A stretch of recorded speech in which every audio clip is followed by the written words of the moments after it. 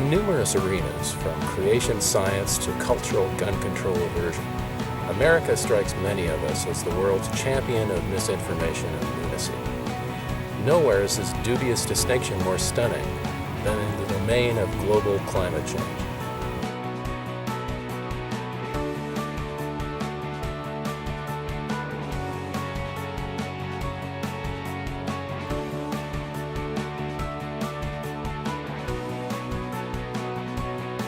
Scientists internationally have arrived at a clear consensus on climate change. For example, in the view of the American Association for the Advancement of Science and 17 other U.S. scientific organizations, observations throughout the world make it clear that climate change is occurring, and rigorous scientific research demonstrates that the greenhouse gases emitted by human activities are the primary driver. It's no accident that this statement comes from Americans. The sheer number of brilliant Americans represents one of the great achievements of any society. But America also has a very dark and overfed underbelly. The reason? Let's call it GIGO. Garbage in, garbage out. Intellectually speaking, you are what you eat. And many Americans have a diet of seriously foul intellectual gruel, to say nothing of all those pork rinds.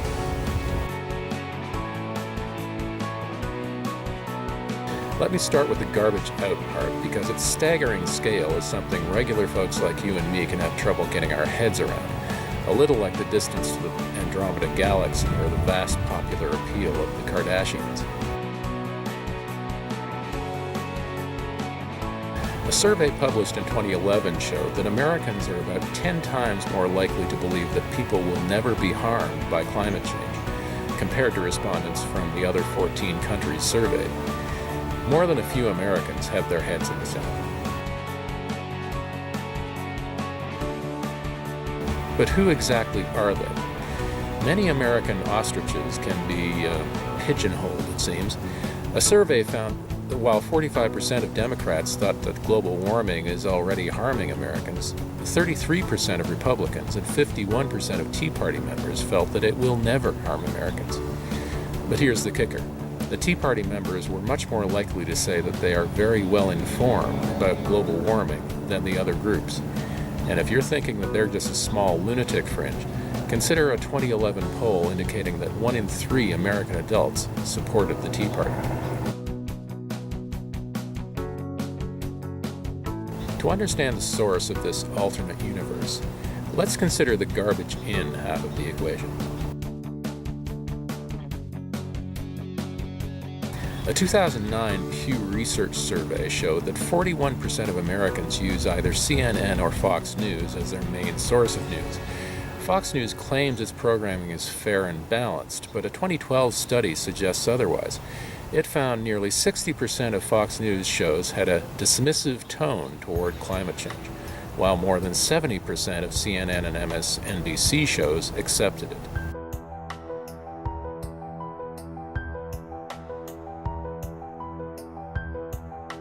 Okay, so I guess we saw that coming. Less predictable, perhaps, was the finding in the same study that the connection between watching cable news and accepting or questioning global warming is stronger among Republicans than among Democrats. The garbage cycle continues. Maybe this is what American exceptionalism means.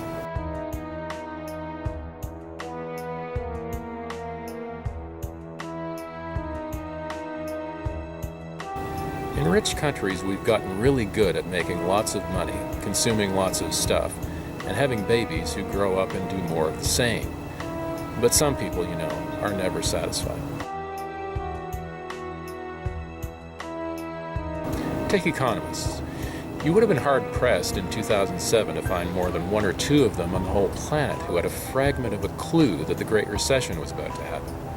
Nevertheless, when it's observed that birth rates in Italy have fallen decisively, economists confidently warn of dire consequences for the living standards of Italians.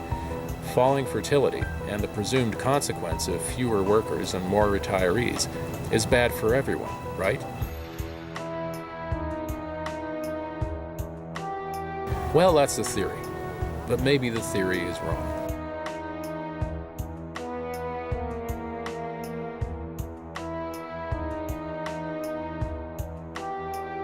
In fact, the pseudoscience of neoclassical economics is a house of cards based largely on a set of equations inexplicably adapted from a physicist's conservation of energy equations in the 19th century. It ignores broader global realities.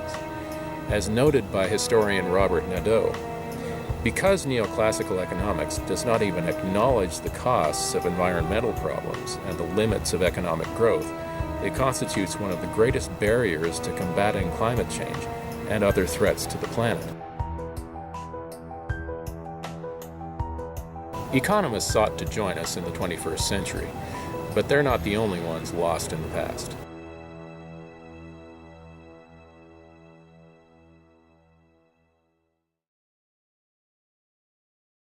Industrialists have long supported robust fertility for obvious reasons. Babies grow up to buy the stuff they're selling. Religious organizations have done much the same, for comparable reasons. Governments, ever mindful of military and economic threats, both real and imagined, have used public policy to promote ever-increasing numbers of taxpayers and potential soldiers through higher birth rates. Our civilization's most powerful entities are on the same page.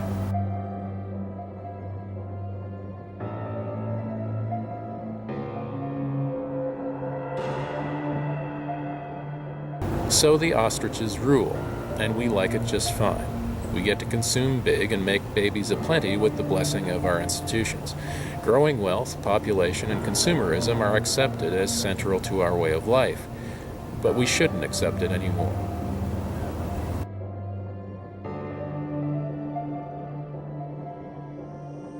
During the Cold War, America and the old Soviet Union believed, as sovereign states, that they should have all the nuclear weapons they wanted, enough to unleash Armageddon. And mostly, we trusted them to keep it under control. Today, faced with a much more gradual degradation of the planet, our general complacency is perhaps even more understandable. As before, our leaders mostly assure us that we don't need to make any uncomfortable changes. We can just keep paying our taxes, raising our families, and consuming. Our governments will handle climate change, they tell us.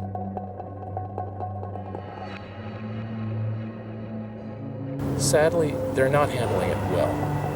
Government action is timid. The Kyoto Protocol is widely viewed as a failure. Emissions continue to increase, and most countries, even many of those that signed and ratified Kyoto, are not subject to any binding limits.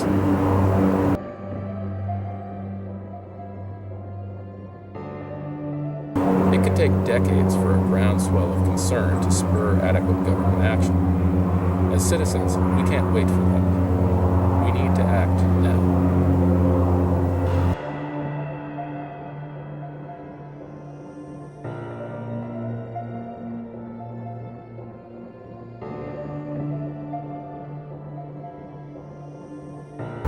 In World War II, millions of ordinary citizens made painful sacrifices, many giving up their lives, because there was a general confidence that what they were doing was necessary and right. Times change. Today, compared to the World War II generation, we're weak, coddled, adrift, like adolescents in need of mentoring.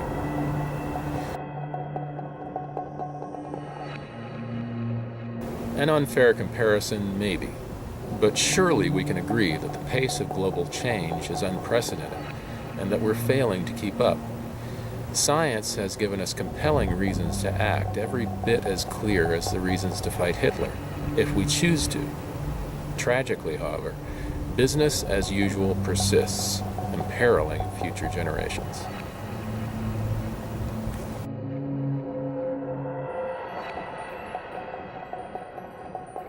To us, those future generations, victims, are remote and visible. But they're not abstractions. They're going to be just as alive as we are, with the same rights we hold dear.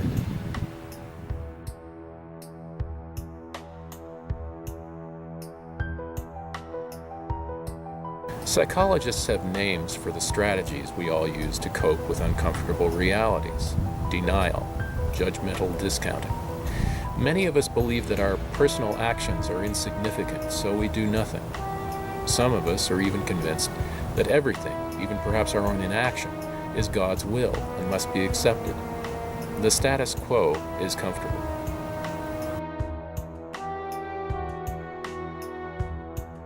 And yet, we accept uncomfortable changes all the time. When we have to wait in traffic because a bridge is being repaired, some complain, but most of us roll with it, knowing the work is necessary. Can we convince ourselves that confronting climate change is necessary? It shouldn't be difficult. We need only imagine how our descendants will regard us if we fail.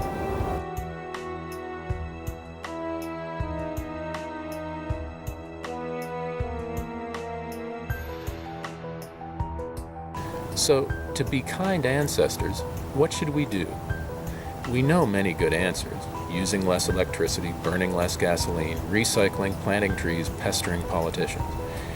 These are not controversial, but there is an elephant in the room, a largely ignored force multiplier: having fewer children.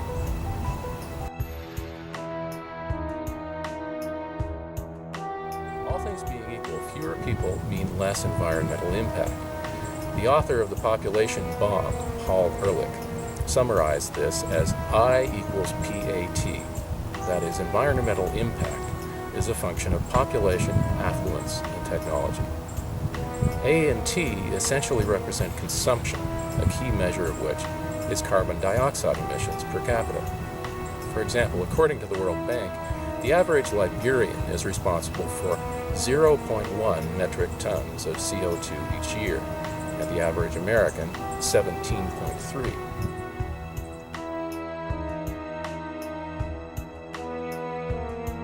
Crunching more of the World Bank numbers, we find that the average American's CO2 emissions are equal to those of about 3.7 Swedes, 25 Filipinos, or 173 Ethiopians.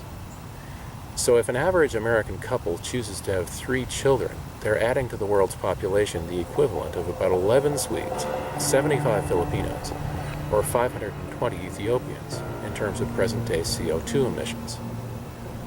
Now, if we live greener, we can expect lower CO2 emissions over time. And in fact, since 1980, the World Bank numbers show American per capita outputs have fallen by 17% in about 3 decades. But in those same 3 decades, about 100 million American babies have been born.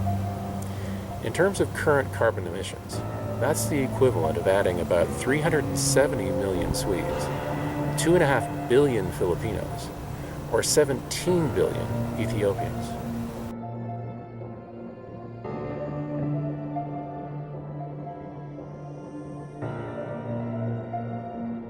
Scarier still, our good life is widely seen as a model.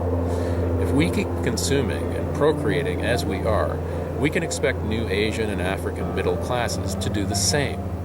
I don't even want to think about that, but we better think about it because that prospect is staring us in the face.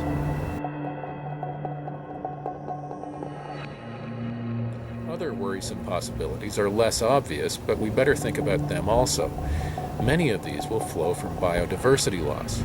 We have already driven untold thousands of species to extinction, destroying what the eminent biologist and Pulitzer Prize-winning author Edward Wilson calls vast potential biological wealth.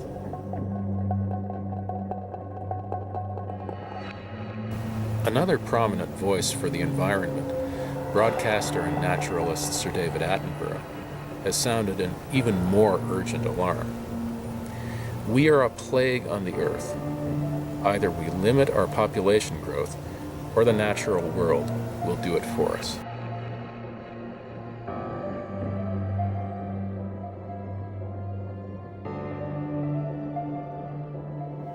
Which may be just as well.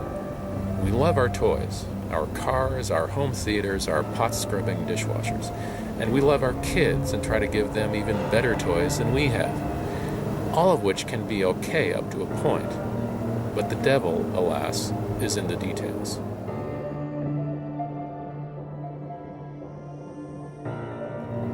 Ostriches are not the most intelligent animals in the world, but let's give discredit where discredit is due.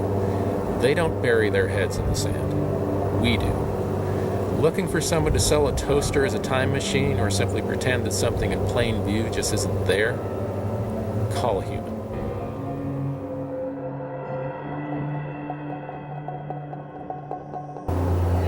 That's where the devil comes in. Today, the forces in our civilization and in each of us making us want more, consume more, and pass these traits on to new generations are thriving.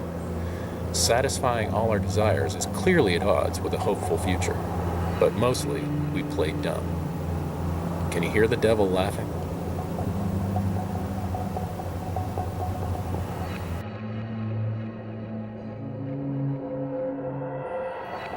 No, it isn't just Tea Partiers or Rush Limbaugh who are conveniently ignorant. To one degree or another, it's you and me. The metaphorical ostrich is within every one of us. Let's pull our heads out of the sand, fast, for the children and for their children.